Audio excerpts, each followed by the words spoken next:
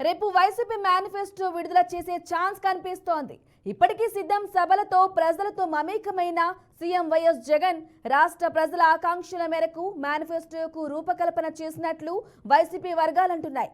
చివరి నిమిషంలో మేనిఫెస్టోలో కొన్ని మార్పులు చేర్పులు చేసినట్లు పేర్కొన్నాయి. రేపు ముఖ్యమంత్రి వైఎస్ జగన్ ఎన్నికల మేనిఫెస్టోను విడుదల చేస్తారని పార్టీ వర్గాలంటున్నాయి.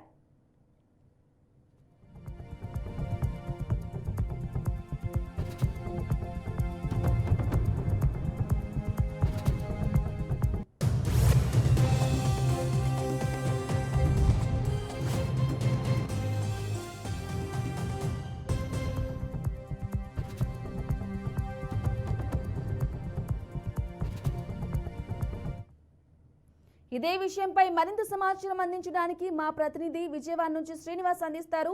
శ్రీనివాస్, చెప్పండి.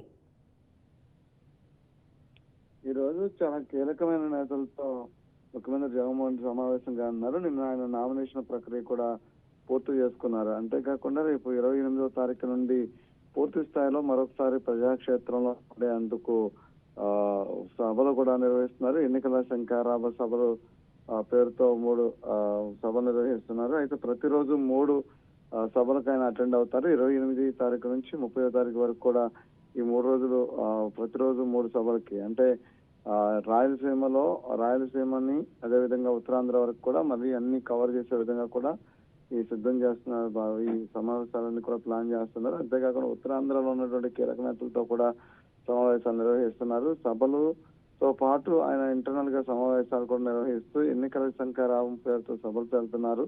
అదేవిధంగా ఎన్నికల్లో ఉండేటువంటి ప్రణాళికలకి బూత్ లెవెల్లో ఎలా మేనేజ్మెంట్ చేయాలి, అంతేగాని కార్యకర్తను ఎలా అప్రమత్తం చేసుకోవాలి, ప్రజలకి మరొకసారి సంక్షేమ పథకాలు తీసుకెళ్లే విధంగా ఎమ్మెల్యేలందరూ కూడా తిరుగుతున్నటువంటి ప్రచారాలకు ఏదైతే తిరుగుతున్నారు డోర్ టు డోర్ క్యాంపెయినింగ్, ఆ క్యాంపెయినింగ్ ఎలా చేసుకోవాలి ఏంటనే కానీ అంశాల మీద, అంతేకాకుండా ఇప్పటివరకు కూడా క్యాంపెయినింగ్ ఎలా నడుస్తుంది ఏంటి అనే అంశాలు, బీ ఫామ్లు అందజేసేటువంటి అంశాలు, ఇవన్నీ కీలకమైన అంశాలన్నింటి మీద కూడా చర్చ జరిపే అవకాశం ఉంటుంది. Brahmani. Okay, thank you Srinivas.